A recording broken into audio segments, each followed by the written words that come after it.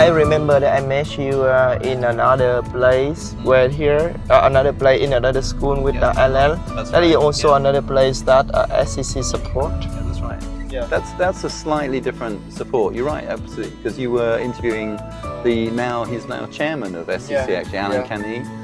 He's the chairman of Jardines on a business side, but he's chairman of SCC now, a really great man. No, we went to Tan Long School, and Tan Long School is something that SCC set up, so it's not, so it is kind of our school. But the purpose of that school is to work with children and help them to develop vocational skills, so skills that will help them really to find good jobs. So again, you'll see more IT classes there. We also do a hairdressing class, which is very successful. The girls love it, beauty and hair and nails and makeup and things. Cooking class also. No, we don't. We have a thing called Saigon Hospitality, which helps young people to develop skills for working in hotels and restaurants and things, gives them some English. And actually one of the things we do at Tan Long School is pretty much all of the youngsters there will learn English. But the focus very much on how is that going to help them to find a job. Yeah. That's true. But there's actually, so you've seen two parts of SCC. The third part, which I don't think we'll have time this time, unfortunately, is most of our work is actually outside of Ho Chi Minh City now. Most of it is in places like Tra Vinh, in the Mekong Delta, places like Tay Ninh, Dom Nai, these very rural places where when you get into the rural areas, it is very difficult sometimes for children to get to school and things. I went the other day to Tin Yang. I mean, Tin Yang, for instance, not so far away. Yeah.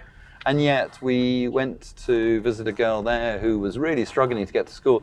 Her journey must have been an hour and a half to get to school every day. Yeah. She had to take a boat for half an hour and then cycle for an hour. It was just a really tough journey for her, bless her. But she does it every day. Yeah. Every day.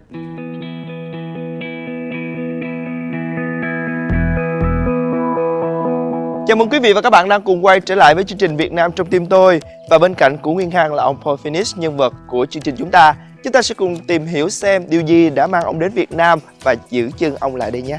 Is this your house here? Yep. Okay. Welcome. Come in. Can I have a look inside? Yeah. Very welcome. So during the time you work in Vietnam, how do you feel when the cooperation between you and your team here? And what is your relationship with the other Vietnamese team? I mean, is that how you feel about them? Yeah, that's good. That's an interesting question. I think, you could look at it professionally and as friends and stuff. And I think so. On a friendship level, it's always been such an easy country to be in. I have to say, people very, very open, very friendly. They to live in. It's a very easy country to live in that way. On a professional basis, it's been very different, and I've had to learn about Vietnamese culture and Vietnamese approach and things.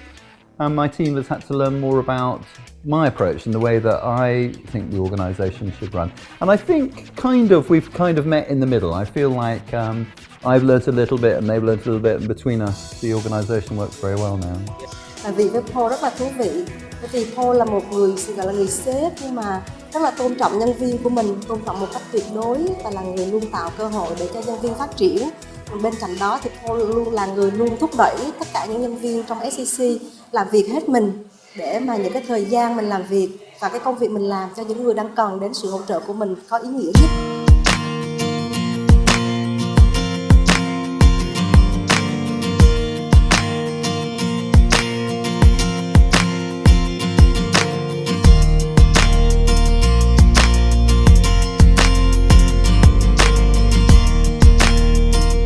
So what makes you impressed the most about Vietnam? What impresses me? Well, so much actually, I have to say. I mean, again, from a business point of view, there's this kind of fantastic kind of, we say, entrepreneurial spirit. You know, it seems to me that people are really enjoying the Vietnam now, this opportunity to change and to grow as individuals and stuff. So that's been great. I really enjoyed that. I love the mixture of the really modern, you know, so in Ho Chi Minh City, kind of the Texaco Tower and these kind of places, but also the ancients, you know, so you have these wonderful old places and old pagodas and things as well, and that kind of mix for me is really enjoyable. So I can see that how you feel interesting about here, and especially during your first time put your step here and until now, there are a lot of changes, right? Yes, a lot. Yeah. So what do you like, and don't like here? Good questions. Good questions. Good question. What I do like, I mean, there's so many things I do like, I have to say. I mean, there are places in Vietnam that I absolutely love going to and things, and there are, you know, people here who've become good friends as well. So there's that side of things.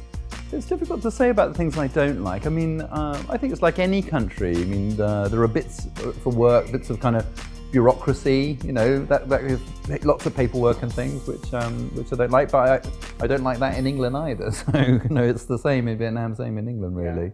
There's not a lot I don't like, I have to say. Sometimes, for me, one of the things for me is just being in a city.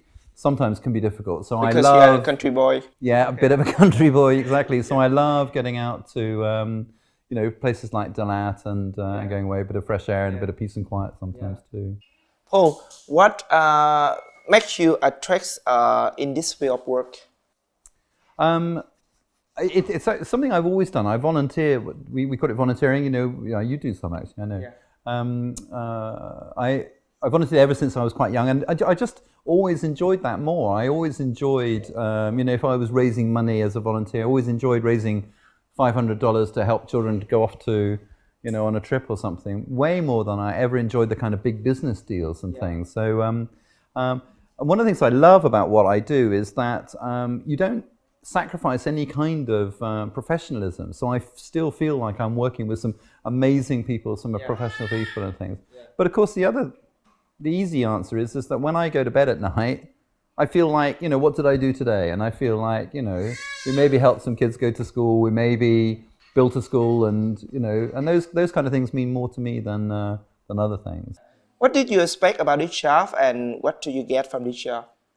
What did I expect from this job? The only thing I expected to get from this job is the opportunity to make sure that that money was well spent, and that and that we could achieve things for quite small sums of money. And absolutely, it's done that. I absolutely love the fact that if you give me $100 now, you give me $100 now, that I can take that and put a child in school for 1 year, and that's all I wanted to do. Sometimes when I'm back in the UK, sometimes you have to spend hundreds of thousands of dollars to achieve any kind of change, and that disappoints me. But we're here, we can build a school for $20,000 or $30,000. We can, you know, and that means a lot.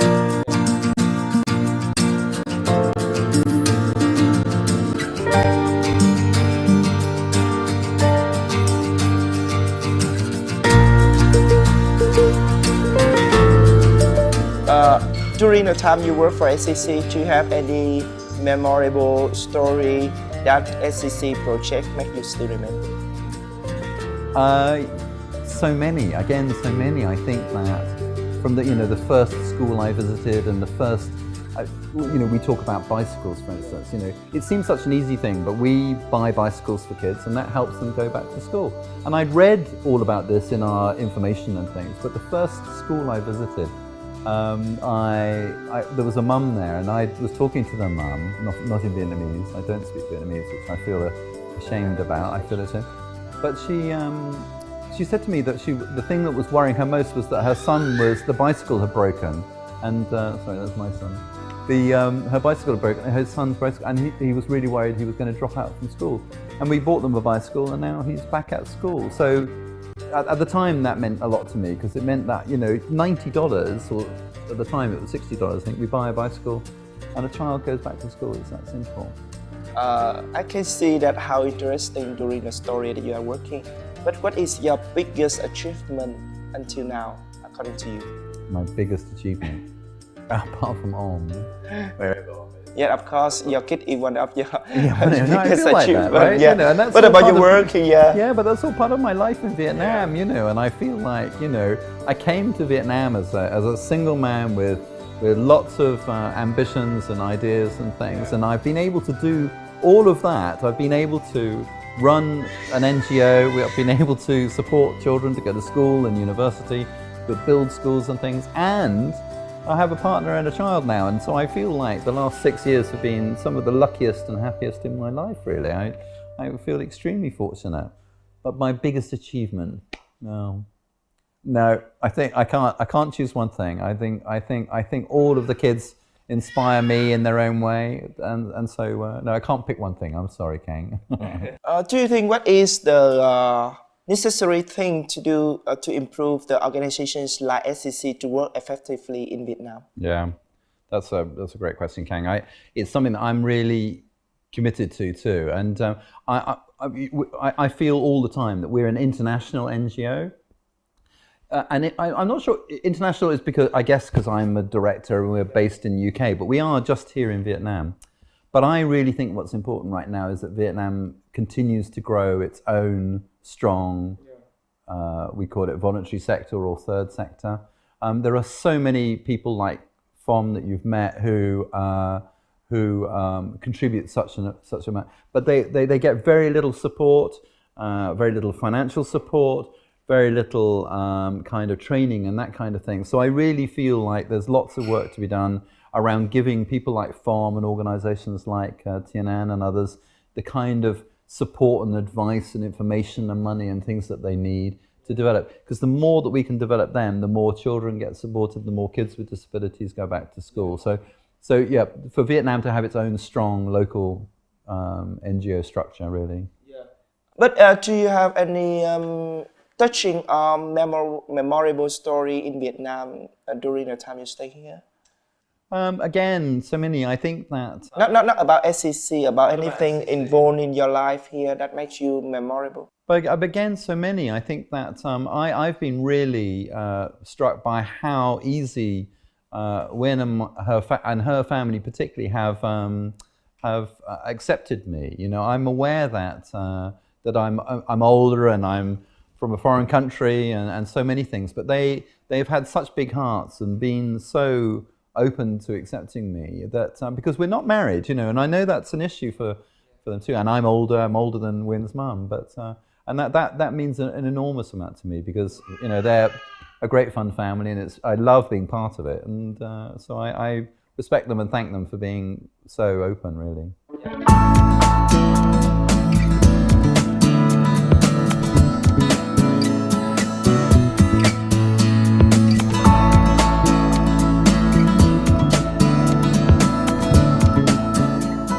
Thank you very much for sharing with us your story, and I think that your biggest achievement in Vietnam. Exactly, my souvenir. Yeah. So, do you want to say anything to the audience before we finish the program? Yes, I think so, yeah. 1, 2, 3. Hãy cùng tôi yêu Việt Nam. Thank you very much. And we have a small souvenir for you. Thank you very much. Of course, the souvenir cannot talk like yeah. Not like the souvenir, yeah. So this is a small souvenir for you. Wow. Yeah. Hey. Fantastic. Yes. Your father. Harry. Yeah. Okay. Thank you so much. Yeah. That's great. Maybe you will. Okay, I will leave it here for you. Thank you. Yeah. Thank you very much. Right. Yeah. I think that I want to shake hand with you. It's okay. Yeah. All right. Okay. Thưa quý vị, chúng ta vừa đến với những chia sẻ của ông Paul, nhân vật của chương trình Việt Nam trong Tìm Tôi số lần này. Cảm ơn quý vị đã theo dõi chương trình này và hãy tiếp tục bật TV để cùng với chúng tôi gặp gỡ những nhân vật khác vào tuần sau nhé. Xin chào và hẹn gặp lại.